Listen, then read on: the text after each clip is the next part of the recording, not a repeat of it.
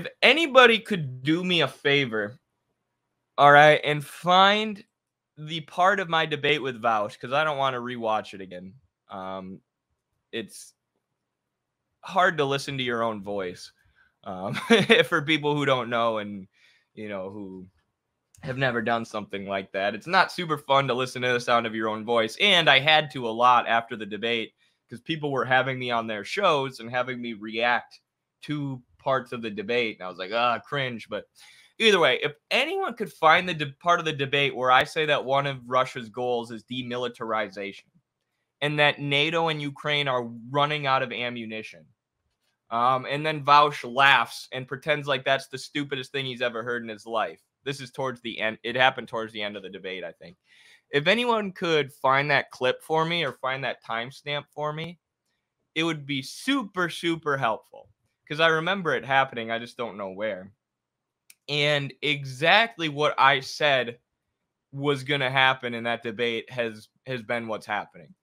And even now you have Biden and the Biden White House, the Defense Department, and even mainstream cable news shows talking about this. U.S. running low on ammunition stockpiles amid military aid to Ukraine. So what did I say in the debate with Vaush, in the debate with empty-headed Vaush?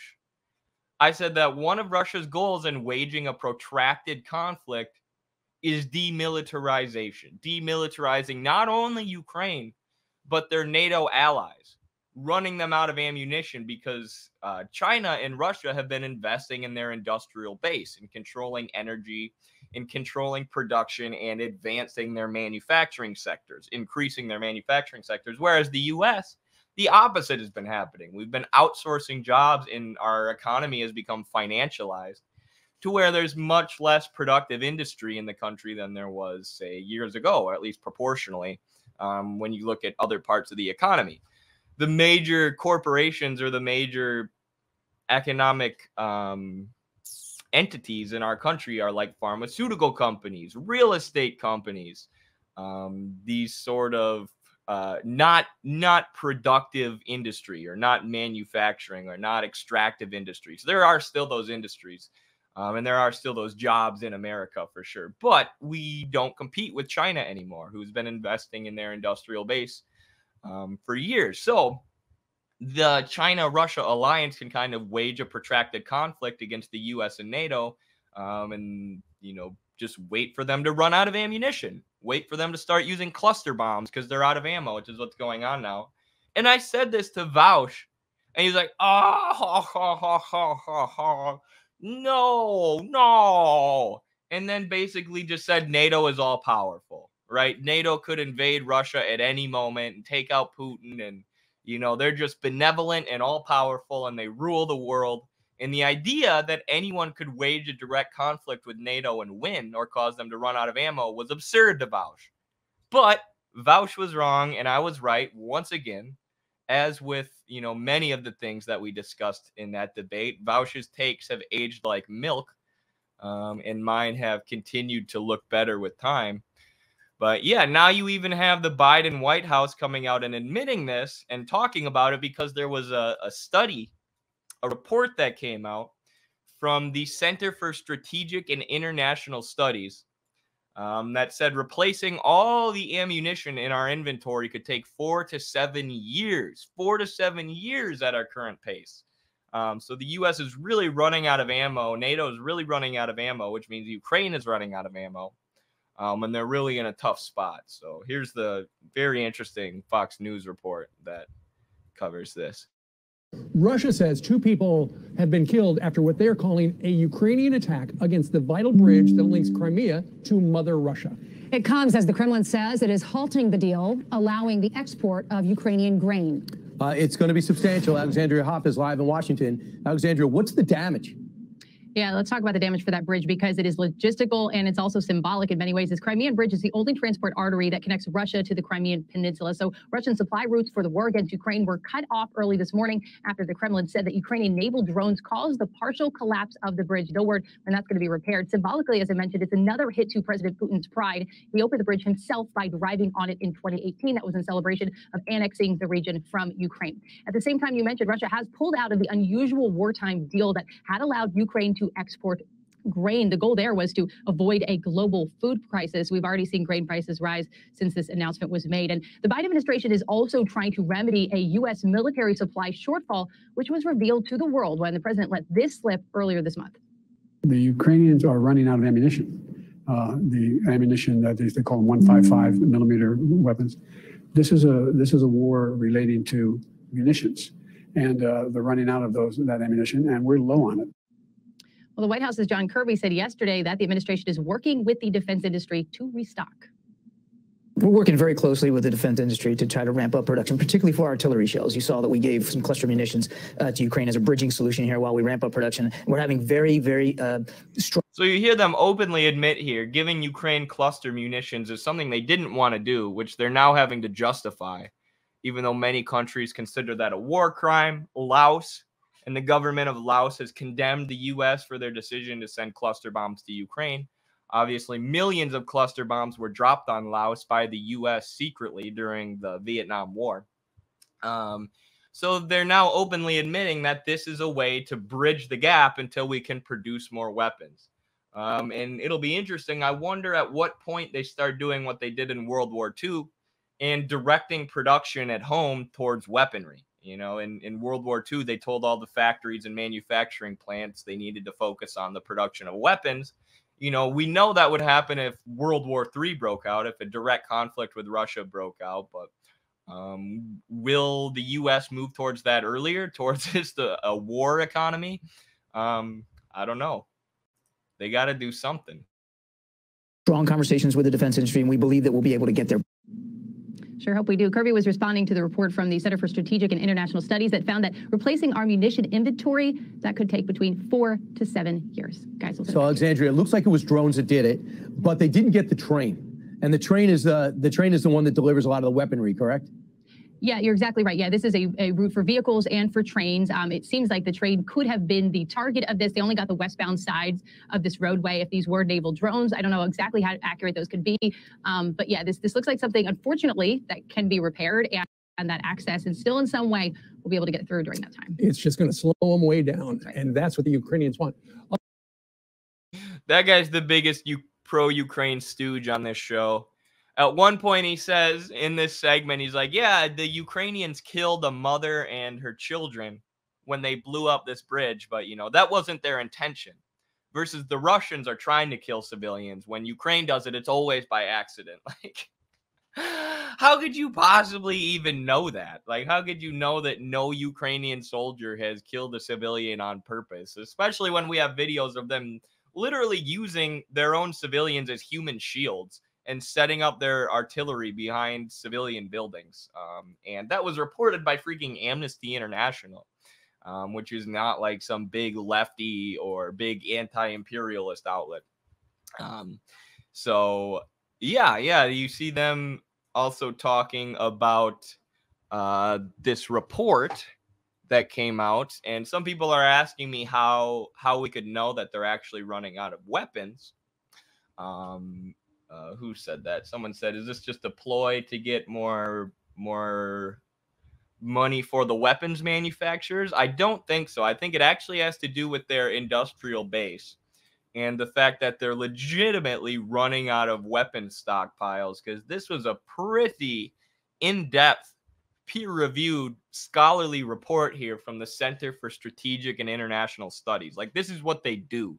You know, they analyze U.S. weapons stockpiles or strategic elements of different conflicts that are going on in the geopolitical arena. So this is the report, or this is the institution that came out with this report saying that it'll take the U.S., and this is the report itself, saying that it'll take the U.S. 4 to 7 years to replace the ammunition that they've spent so far. So, you know, it could be, you know, this might mean more money for the weapons manufacturers, for the military industrial complex. I'm sure it will. But I also think they're legitimately running out of stockpiles of weapons because they've just been dumping them into Ukraine. And Russia's been waging this protracted conflict with the idea that the US and NATO and Ukraine are eventually going to run out of ammo and supplies. They're eventually going to run out of weaponry. And we have someone looking it up right now. But like I said, this is exactly what I said to Vaush in our debate. Exactly what I said was going to happen. Is Vaush going to apologize? Is he going to retract what he said? Is he going to say, actually, Eddie wasn't stupid to say that the U.S. and Ukraine are going to run out of weapons before Russia is? Is he even going to change his mind? Is he even going to see the new news coming out and change his position? No, because Vaush isn't actually just an idiot or just a dumb guy. Right? He's a propagandist. He's someone who's working backwards from his conclusions. His conclusion is that Russia evil, Russia bad. NATO is the superior or the more moral or the more just entity in this global conflict. I'm going to support everything NATO does. And part of his conclusion is that NATO is all powerful. NATO can never be beaten. NATO could take out Russia at any second. NATO could never run out of ammunition. They've got so much, right? It's just American exceptionalism.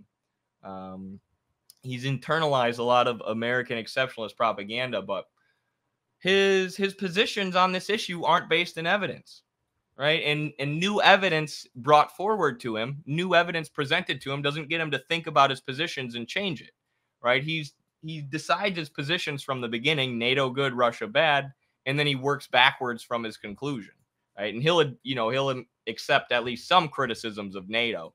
But when I said NATO was running out of weaponry, NATO was running out of military equipment, he literally laughed. And it was disgusting. He was jiggling all over the screen. I almost threw up in my mouth. But I managed to hold it in and try and explain to him that their military stockpiles were actually running low. But he had M&Ms and chocolate jammed into his ears so he couldn't hear. He's like, truly repulsive. But yeah, another dub for Midwestern Marx over Vaush. That debate happened 2 months ago, and with every new report that comes out about Ukraine, or every new thing that the U.S. State Department has to admit about Ukraine, the debate looks even better for us. It tips even more in my favor. So it's like taking dubs after the debate has already ended. I don't care what Vaush thinks personally.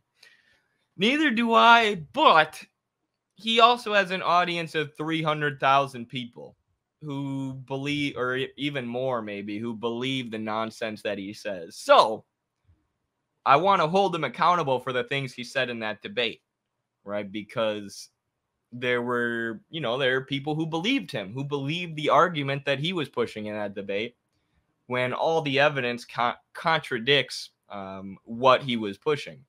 And the more evidence we get, the more that leaks, the better our position looks, which is how this stuff always happens too, you know.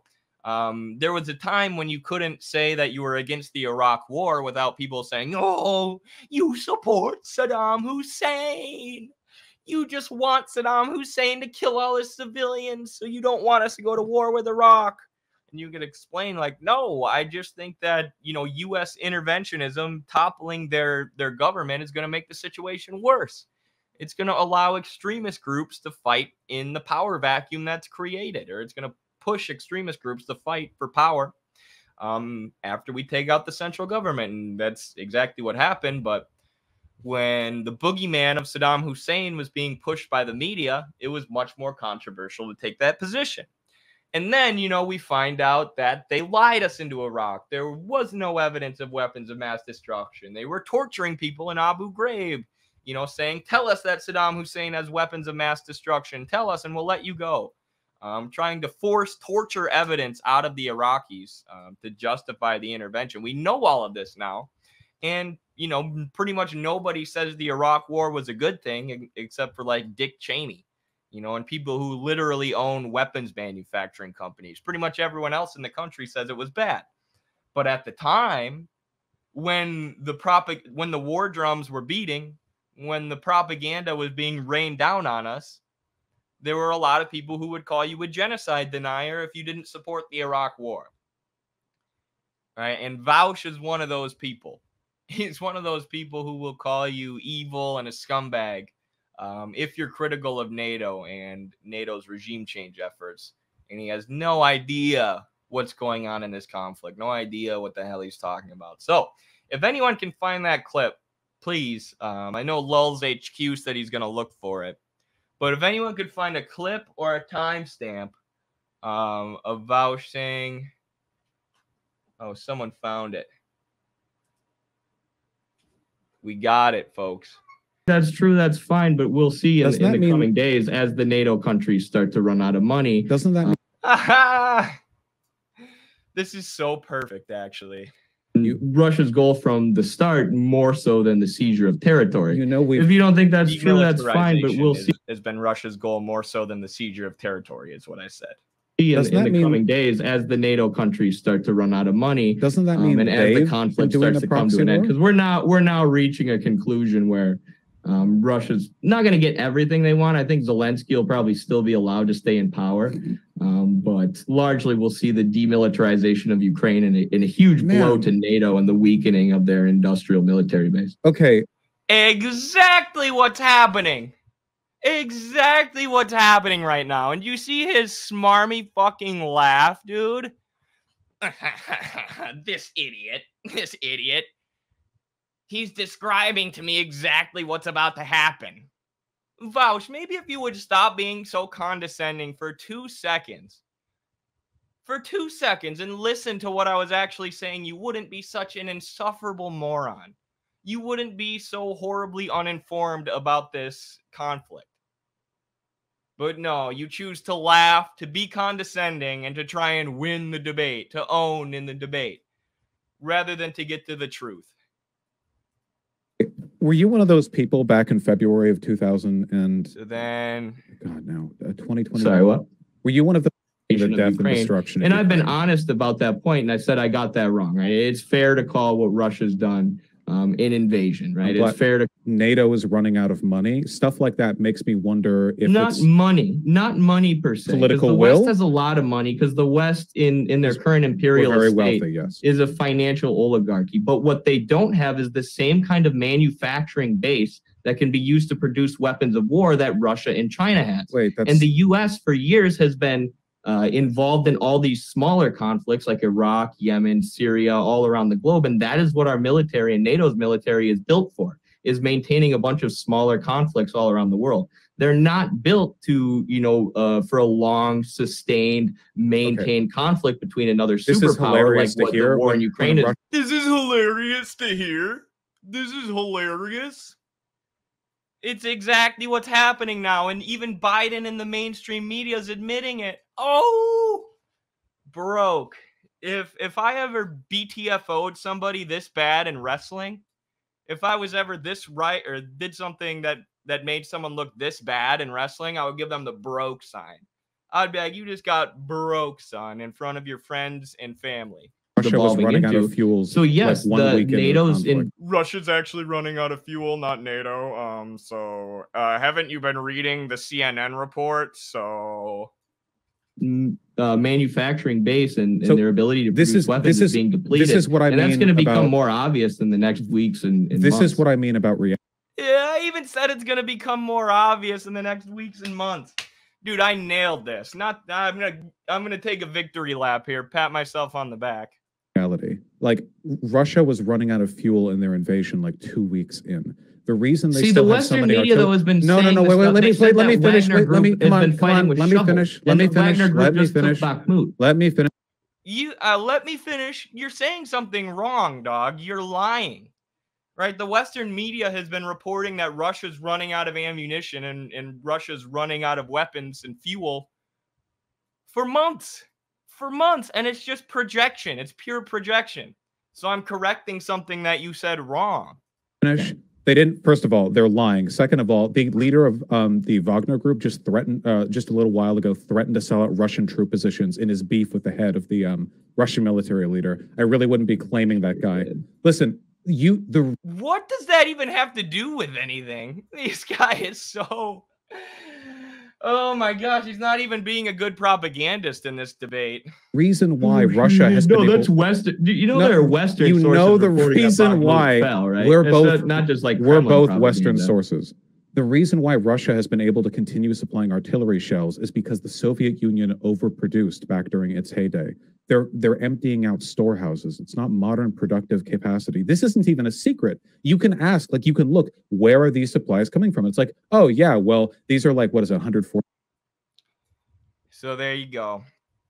Vouch says Russia's going to run out of weapons first. He says they're not producing anything. He doesn't know about the nationalization and investment that Putin had carried out into the Russian energy sector.